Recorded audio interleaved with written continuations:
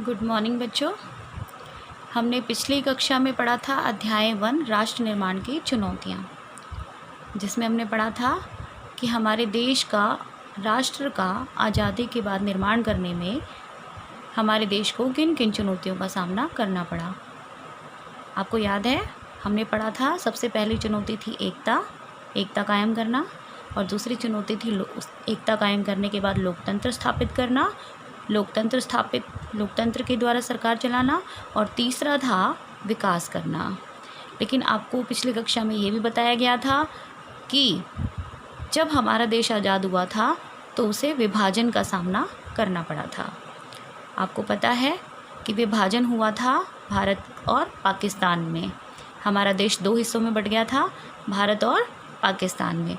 तो बच्चों, आज हम पढ़ेंगे कि इस विभाजन का आधार क्या है, विभाजन किस बेस पे किया गया, कैसे हमारा देश दो हिस्सों में बटा। क्या सब कुछ बीच में लाइन खींच दी गई थी? क्या कुछ एरिया उनको दिया गया था? कुछ सामान दिया गया था? किस प्रकार से लोगों को विभाजित किया गया था? ये सारा आज हम इस क्लास में पढ़ेंगे। क्या हुआ था कि हमारे देश में दो कौम सबसे ज़्यादा पाई जाती थी, हिंदू और मुसलमान। तो मुस्लिम लीग ने क्या कहा था? मुस्लिम लीग ने कहा कि ये जो भारत देश है ये अकेला किसी एक कौम का नहीं है, ये खाली हिंदुओं का नहीं है, ये मुसलमानों का नहीं है, ये दोनों कौमों का है, हिंदू और मुसलमान। इसीलिए इसे द्विराष्ट्र सिद्धांत अपनाने के लिए तर्क दिया। किसने तर्क दिया? मुस्लिम लीग ने। ठीक है। तब उन्होंने क्या कहा, मुस्लिम लीग ने क्या कहा? उन्होंने कहा कि क्योंकि यहाँ पर मुसलमान भी बहुत ज़्यादा हैं, इसीलिए मुसलमानों के लिए एक अलग देश यानी पाकिस्तान की उन्होंने मांग की। तो भारत के विभाजन का आधार किसे बनाया गया? भारत के विभाजन का आधार किसे बनाया गया? संख्या यानी कि बहुसंख्या, धर्म के आधार पर कि हिंदू जहाँ ज़्यादा होंगे वहाँ हिंदुस्तान होगा, और जहाँ पर मुस्लिम ज़्यादा होंगे वहाँ पर पाकिस्तान होगा। इस प्रकार मुस्लिम लीग ने मुसलमानों के लिए एक अलग देश यानी पाकिस्तान की मांग की। तो आपने पहला उसका आधार पढ़ा। पहला आधार क्या था? बहुसंख्या, धार्मिक बहुसंख्या। ठीक है। अब मुसलमानों की जनसंख्या जो थी वो दो स्थानों पर ज़्यादा थी। एक थी पश्चिमी पाकिस्तान में और दूसरी पूर्वी पाकिस्तान में। जैसे बच्चों आप बांग्लादेश कहते हो ना, वो पहले पूर्वी पाकिस्तान के नाम से जाना जाता था, और जो पाकिस्तान है क्योंकि वो पश्चिम में है उसे पश्चिमी पाकिस्तान के नाम से जाना जाता था। तो ये दोनों ही इलाके जो थे वो पाकिस्तान में शामिल थे, और इन दोनों ही इलाकों में मुसलमानों की संख्या बहुत ज़्यादा थी। ठीक है।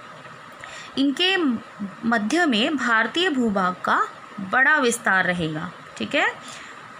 दूसरा ये था कि जो पश्चिमी पाकिस्तान में, जिसे आप पाकिस्तान कहते हो, उसमें उनके जो नेता थे वो उस समय खान अब्दुल गफ्फार खां थे। कौन थे? खान अब्दुल गफ्फार खान। उन्हें सीमांत गांधी के नाम से भी जाना जाता है। ये बच्चों एक नंबर में क्वेश्चन आता है कि सीमांत गांधी के नाम से किसे जाना जाता है? तो ये जो थे पश्चिमी पाकिस्तान के नेता थे खान अब्दुल गफ्फार खान। ठीक है। ये जो नेता थे, इन्होंने क्या किया? उसको अपोज किया। मतलब ये द्विराष्ट्र सिद्धांत को नहीं चाहते थे। द्विराष्ट्र सिद्धांत कौन चाहता था? मुस्लिम लीग। वो चाहते थे कि दोनों का राष्ट्र बने। ठीक है। उन्होंने पाकिस्तान की मांग की थी, लेकिन जो खान अब्दुल गफ्फार खान थे वो इसके एकदम द्विराष्ट्र सिद्धांत के एकदम खिलाफ थे। ठीक है। तो बच्चों हम ये कह सकते हैं कि जो भारत का विभाजन हुआ था वो केवल धर्म के आधार पर हुआ था। इसलिए जो अल्पसंख्यक मतलब जो संख्या में कम थे, वो लगातार असमंजस में बने हुए थे। उनको डर लगे जा रहा था कि अब उनका क्या होगा। वो जो कल देखेंगे, वो कल आने वाला कल उनका, वो पाकिस्तान में होंगे या भारत में, वो कौन से देश के नागरिक होंगे, इस असमंजस में वो पड़े हुए थे। इस प्रकार हम कह सकते हैं ये जो विभाजन था ये बहुत ही दुखदाई था। दोनों ही वर्गों के लिए।